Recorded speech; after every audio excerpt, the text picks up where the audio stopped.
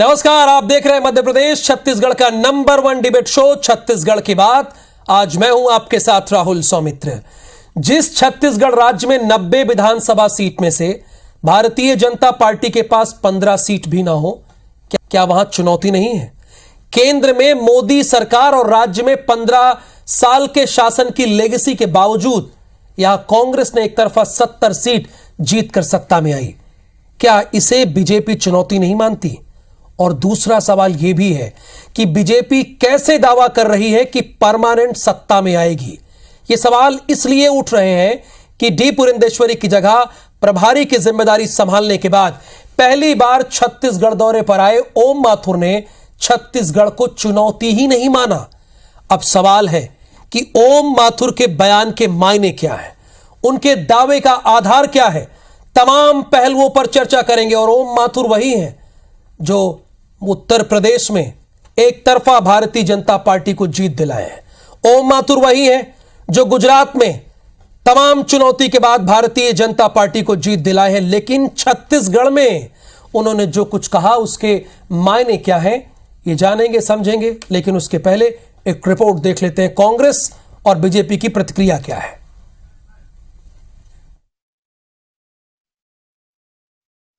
Bharatiya Janata party हर चुनाव को चुनौती मान के चलती है और इसलिए भारतीय जनता पार्टी चाहे छोटा हो चाहे बड़ा हो चुनाव और हर जगह चुनौती। और मेरे सामने ऐसी बहुत चुनौतियां आई है। आपने 2016-17 का उत्तर प्रदेश भी देखा होगा। इसलिए मैं छत्तीसगढ़ को कोई चुनौती नहीं मानता। निश्चित रूप से आने वाला समय छत्तीसगढ़ के भारतीय जनता पार्टी का होगा। 2018 में दिख गया उनका, और अभी लगातार जो उपचुनाव हुए उसमें दिखे, भानु प्रतापपुर में दिखेगा। और 3 खास मेहमान इस वक्त छत्तीसगढ़ की बात के स्टूडियो में मौजूद हैं जो हमारे साथ बहस करेंगे अगले आधे घंटे। डॉक्टर विनय जायसवाल जी कांग्रेस के विधायक हैं, बहुत स्वागत। केदार गुप्ता जी जो कि रायपुर स्टूडियो में मेरे साथ मौजूद है, आपका भी बहुत स्वागत। शंकर पांडे जी वरिष्ठ पत्रकार के तौर पर छत्तीसगढ़ की बात में जुड़े हुए हैं, आप तीनों मेहमानों का स्वागत है। लेकिन सवाल सबसे पहले मेरा कांग्रेस से ही है। विनय जायसवाल जी, भारतीय जनता पार्टी तो आपको चुनौती ही नहीं मानती है। जी राहुल जी,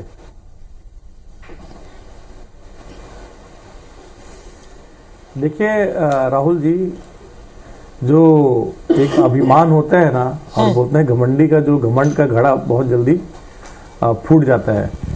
2018 में जिस तरह से भारतीय जनता पार्टी 15 साल छत्तीसगढ़ में राज की, और 15 साल राज करने वाली भारतीय जनता पार्टी डॉक्टर रमन सिंह के नेतृत्व में मात्र 15 सीट में सिमट गई। इसके बाद लगातार 18 के बाद 4 उपचुनाव हुए। चारों उपचुनाव में इनकी जमानत जब्त होने जैसी स्थिति हो गई। मतलब ऐतिहासिक मतों से, पेंड्रा की बात करें, हम लोग खैरागढ़ की बात करें, चित्रकूट की बात करें, दंतेवाड़ा की बात करें, हर सीटों में इनकी स्थिति बद से बदतर थी। इसके बाद इनकी जो पुंडेश्वरी जी थी, जो इनकी अभी प्रदेश प्रभारी थी, बहुत दिन तक यहाँ प्रदेश प्रभारी के रूप में काम की। उन्होंने बयान भी दिया कि कांग्रेस को तो हम थूकेंगे तो उसके बाढ़ के बहाव से पूरी कांग्रेस बह जाएगी।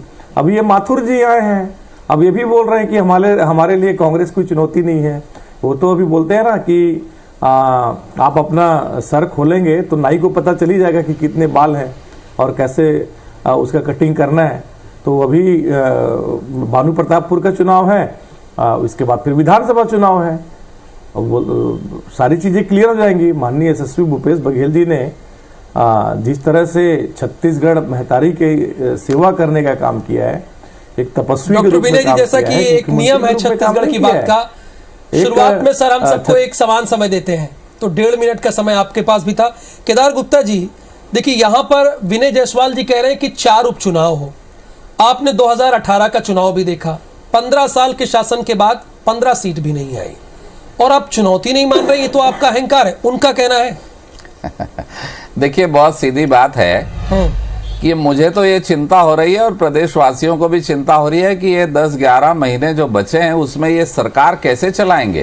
प्रशासनिक व्यवस्था का ये हाल है कि छोटी छोटी सी बातों के लिए मर्डर हो रहे हैं, लगातार हत्याओं का दौर चालू है। लूटपाट और उठाईगिरी तो ऐसे हो रही है जैसे पूछो मत। पता नहीं किसका संरक्षण प्राप्त है, क्यों थाने वाले कार्रवाई नहीं कर रहे हैं, क्यों पुलिस पहुंच नहीं पा रही, और पहुंच पा रही है तो क्या राजनीतिक दबाव है जिससे गुंडे बदमाश छूट जा रहे हैं और फिर से हत्या जैसी वारदात को जन्म दे रहे हैं। अरे ठाए ठाए करके गोलियां चली है रायपुर में, पता नहीं, और उसके बाद तलवार से काट दिया गया भिलाई और दुर्ग में। बिलासपुर में तो 5 रुपए पाउच के लिए एक नौजवान लड़के को, 17 साल के लड़के को, जो माँ और पिताजी के साथ भोजन कर रहा था, 5 रुपए के गुटखेल के लिए उसकी जान से हाथ धोना पड़ा उसको। आखिर क्या हो रहा है? ये माना कैंप में एक बुजुर्ग को 10 रुपए के गुटखे के लिए उठा के कुएं में फेंक दिया, उसकी मौत हो गई।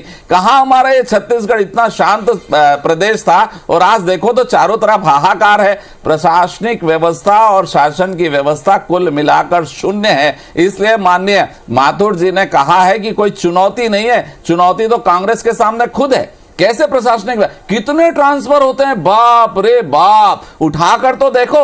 आईपीएस 6 महीने में यहां के वहां, आईएएस 4 महीने में वहां के यहां, और कोई है जो 3 साल से जमे, कोई है जो 4 साल से जमे। तो इनका कुछ समझ में नहीं आता है कि आखिर शासन चला कैसे रहे। लगातार अपराध बढ़ रहे हैं, और अपराध उसके साथ 61,000 करोड़ का लोन ले लिया, कर्जे में डुबा दिया है। स्वामी जी, चिंता का विषय है। ठीक है, हमारे साथ शंकर पांडे जी भी वरिष्ठ पत्रकार हैं, जो कि बहुत लंबे समय से राजनीति को देख और जान समझ रहे हैं। शंकर पांडे जी, ओम माथुर जी यहां आते हैं, पहला स्टेटमेंट ही उनका ये होता है कि हमारे लिए यहां कोई चुनौती नहीं है। और दूसरी बात, वो परमानेंट सत्ता कहते हैं। हालांकि लोकतांत्रिक व्यवस्था में परमानेंट सत्ता कोई नहीं होता, केदार जी से इसका जवाब लेंगे, लेकिन क्या वाकई यहां बीजेपी के लिए कोई चुनौती नहीं है?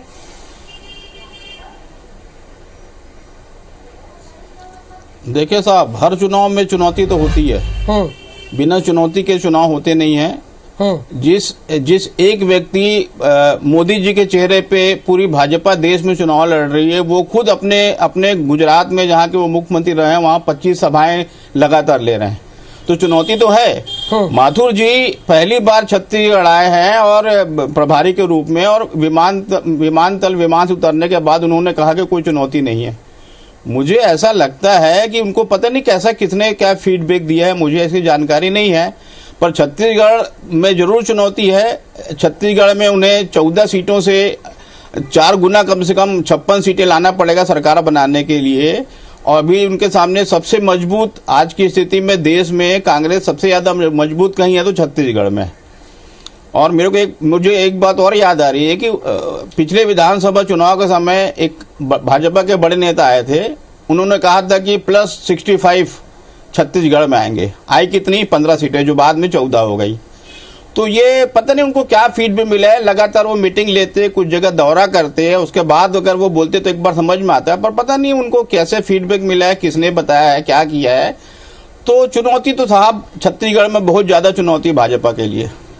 चलिए, अच्छी बात है, आपने 13 सेकंड पहले ही अपना बयान समाप्त कर दिया। केदार जी, चुनौती तो बहुत है, वरिष्ठ पत्रकार भी मान रहे हैं, चूंकि 14 पर है स्थिति और दूसरी तरफ कांग्रेस जो है वो 70 पर है। और एक बात जरा हमारे दर्शकों को बताइए, परमानेंट सत्ता का मतलब क्या है इस लोकतांत्रिक देश में?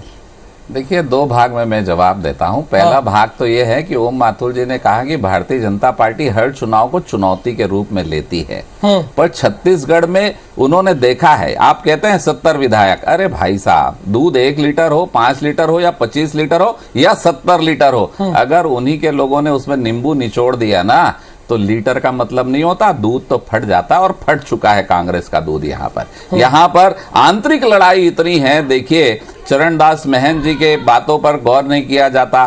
ताम्रध्वज साहू जी अलग बात करते हैं, टीएस सिंहदेव जी को 2.5 साल का बंटवारा नहीं मिला, और कहीं ना कहीं जयसिंह अग्रवाल जी, माननीय राजस्व मंत्री जी ने कितनी बार कहा कि सरकार के अधिकारी खाली भ्रष्टाचार में लिप्त है, बारंबार कहा, प्रेस लेकर कहा, विज्ञप्ति तो आखिर है क्या? वही तो कह रहा हूं कि नींबू तो ढल चुका है। अब 70 लीटर हो या 50 लीटर हो, वो खराब तो हो नहीं, और खराब हो चुका। और लगातार मैं कहूंगा कि कांग्रेस की जो गुटबाजी है वो धरातल पर आ चुकी है, और निश्चित रूप से कई फाड़ दिखाई दे रहे हैं। तो अब ये 70 क्या, मुझे तो लगता है 10-5 भी आ जाए कांग्रेस तो बहुत है। ये गुटबाजी को लेकर इन्होंने बयान दिया, हालांकि अब उनके मन में ये था या नहीं, लेकिन केदार जी से छत्तीसगढ़ की जनता को बताने की कोशिश कर रहे हैं कि गुटबाजी को लेकर उन्होंने ये बयान दिया।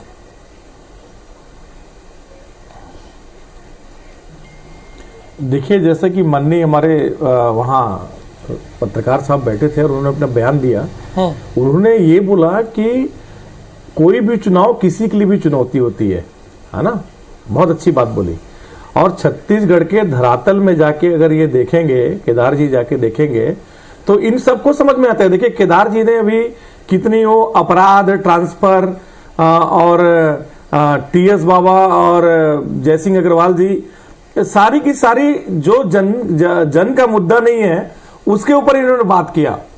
कोई भी इनके यहाँ क्या है, क्या भ्रष्टाचार जनता का मुद्दा नहीं है? बोलूंगा जयसिंह अग्रवाल जी ने भ्रष्टाचार की बात कही थी, इसे आप जनता का मुद्दा नहीं मानते? मेरी बात सुन लीजिए। अगर हत्याएं हो रही है तो उसको आप जनता का मुद्दा नहीं मानते? नान घोटाला से बड़ा भ्रष्टाचार कुछ हो सकता है क्या?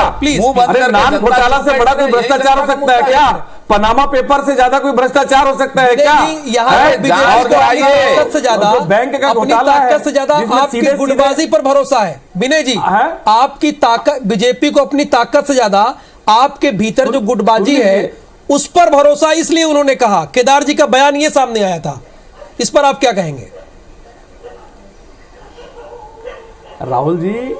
राहुल जी पहले केदार जी ये बोले कि एक जो 15 साल मुख्यमंत्री रहे हुए हैं वो उनको बोलना पड़ता है कि मैं भी छोटा सा मुख्यमंत्री का चेहरा हूं, और इनके प्रभारी फिर बोलते हैं कि कोई चेहरा वगैरह नहीं है। अरे गुटबाजी तो जिस कदर भारतीय जनता पार्टी में भी है ना, छत्तीसगढ़ में, पूरे देश में कहीं गुटबाजी नहीं होगा, मैं बताना चाहता हूं आपको। और अभी 2023 का चुनाव होगा तो आप देखिएगा। अरे मैं तो बात करता हूं माननीय यशस्वी भूपेश बघेल जी के जनहित कार्यों की। अरे गोधन न्याय योजना की बुराई करते थे, आज उसका विस्तार देखिए। लोग उससे फीस देके डॉक्टरी का पढ़ाई कर रहे हैं, अपना शादी करवा रहे हैं, लोग ट्रैक्टर खरीद रहे हैं। आप किसकी बात करेंगे? राजीव गांधी न्याय योजना की बात करेंगे? अरे राजीव गांधी न्याय योजना से आज एक किसान, आज किसान के पास जाते नहीं है, आज ये गांव में जाके, पंचायतों में जाके धान की बात नहीं करते हैं। अरे ये किस मुद्दे से चुनाव लड़ेंगे? इनके पास तो जनता का मुद्दा है ही नहीं राहुल जी। ले देके इनके पास एक ही मुद्दा रहता है कि टीएस बाबा, ये वो जनता के मुद्दे आपके पास नहीं है केदार जी। जनता के मुद्दे नहीं, और कांग्रेस के पास छत्तीसगढ़ मॉडल है, किसान की बात करने से कतराते हैं। तो कह रहा हूं, इसीलिए तो माननीय माथुर जी ने कहा कोई बड़ी चुनौती नहीं है। ये हत्या को जनता का मुद्दा नहीं मानते, ये भ्रष्टाचार को जनता का मुद्दा नहीं मानते। अरे आज तो माननीय विधायक जी मुझसे पूछा, एक बार कह लेने दीजिए, आप तो विधायक हैं। मैं कहता हूँ आज की जो घटना है, मैं आज की घटना के बारे में बोलता हूँ। गरियाबंद से आगे धान खरीदी केंद्र के लिए किसान बैठे थे, रोड में चक्का जाम करके, हमारी महतारी भी थी, हमारी बहनें भी थी। अरे लाठियों से पीटा है पुलिस ने, लाठियों से सब पथराव हुआ, पुलिस की गाड़ी पलट दी गई। मेरे ख्याल से पहली घटना होगी जब किसान भाइयों ने आक्रोश कर पत्थरबाजी की और पुलिस की गाड़ी पलट दी। आप किन किसानों भाइयों की बात कर रहे हैं? सारे लोग परेशान हैं। अरे 2 किलो आप 2 किलो का बाट उधर रख के धान जाता है, 50 रुपया हर कांटे चल रही है। आखिर ये कब बंद करोगे? आप गोबर का आप ऑर्गेनिक खाद के बहाने किसानों को लूट रहे हो। हत्या करने का काम किया है। विधायक में आपने नादान बच्चियां जो है अगर ये बलात्कार हुआ, बंद नहीं किए, आप क्या बोलेंगे? 2 साल रास्ता देखे हमने, विधायक जी आपके ऊपर 2 साल तक आरोप नहीं लगाएंगे। अच्छा काम करें, लोगों के ऊपर में लाठियां चुना है, पर आप लगातार भ्रष्टाचार और छत्तीसगढ़ महतारी के पैसे को भ्रष्टाचार की भेंट चढ़ा रहे थे। इसलिए निश्चित रूप से भाजपा ने कमर कस ली है। पूरी जनता देखी है, अगर सुरक्षा व्यवस्था प्रॉपर नहीं दे पाते, बराबर सुरक्षा नहीं दे पाते, तो हम आंदोलन करते रहेंगे। अत्याचार किया है, किस तरह से आप लोगों ने जलियांवारी में बच्चियों के साथ जो बलात्कार हुआ, उसको अभी 13 साल की लड़की गर्भवती हो गई, उसका जवाब है क्या? 13 साल की लड़की माना में गर्भवती हो गई और उसके बारे में आपका जवाब है क्या? कार्रवाई की आपने?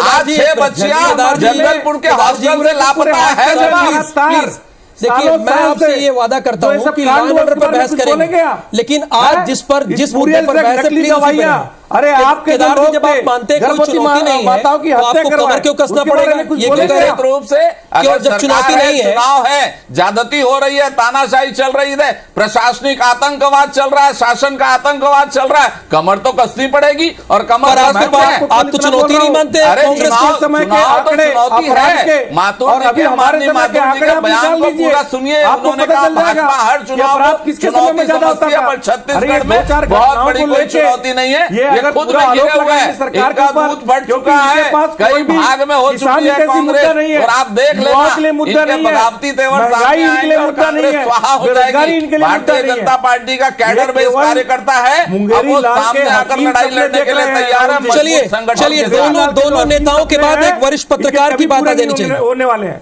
बिल्कुल, दोनों नेताओं के बाद एक वरिष्ठ पत्रकार की बात आ जानी चाहिए। शंकर पांडे जी, जब आप लोकतांत्रिक व्यवस्था में और सबसे बड़ा लोकतांत्रिक हमारा देश हो, वहां पे परमानेंट सत्ता का मतलब क्या होता है? जहां पर जनता हर 5 साल में चुनती हो, अपना विधायक, अपना सांसद चुनती हो, वहां पर परमानेंट सत्ता और चुनौती नहीं है, लॉ एंड ऑर्डर और दूसरे की गुटबाजी, क्या इससे ये कहा जा सकता है अहंकार है, चुनौती अहंकार। नहीं है? शंकर जी, देखिए साहब, गुटबाजी की जो सवाल है, भाजपा में भी गुटबाजी कम नहीं है जो दिखती है। चुनाव के विधानसभा चुनाव के 1 साल पहले जिस तरह से बदलाव हुआ है, प्रभारी बदल गए, नेता प्रतिपक्ष बदल गए, अध्यक्ष बदल गए, तो मैं नहीं समझ पा रहा हूं कि भाजपा के दिमाग में क्या है। दूसरी एक बड़ी बात यह है कि कांग्रेस के पास तो भूपेश बघेल एक चेहरा है, भाजपा के पास स्थानीय स्तर पर, छत्तीसगढ़ स्तर पर कोई चेहरा नहीं है। मुझे फिर ये लगता है कि अगला चुनाव मोदी वर्सेस भूपेश होगा। जहां तक फिर मैं चुनौती की बात पे आ रहा हूं, तो मैं ये बोल रहा हूं कि पिछले बार 15 साल इनकी सरकार रही, 50, 51, 52 के आसपास भाजपा को सीटें मिलती थी, इनकी सरकार बनती थी। और कांग्रेस की स्थिति आज की भाजपा की स्थिति में बहुत बेहतर पहले भी रही है 3 सालों में, बिल्कुल, और उनकी सीटें बढ़ती भी रही हैं। चलिए फाइनल कमेंट तो लेते मेरा हैं सिर्फ सर। मैं तो सिर्फ आज फाइनल कमेंट आप तीनों में आज है, मुझे सब बोलना चाह बारी रहा बारी से हूं। बहुत संक्षेप में शुरुआत विनय जी आपसे, क्या वाकई चुनौती नहीं है?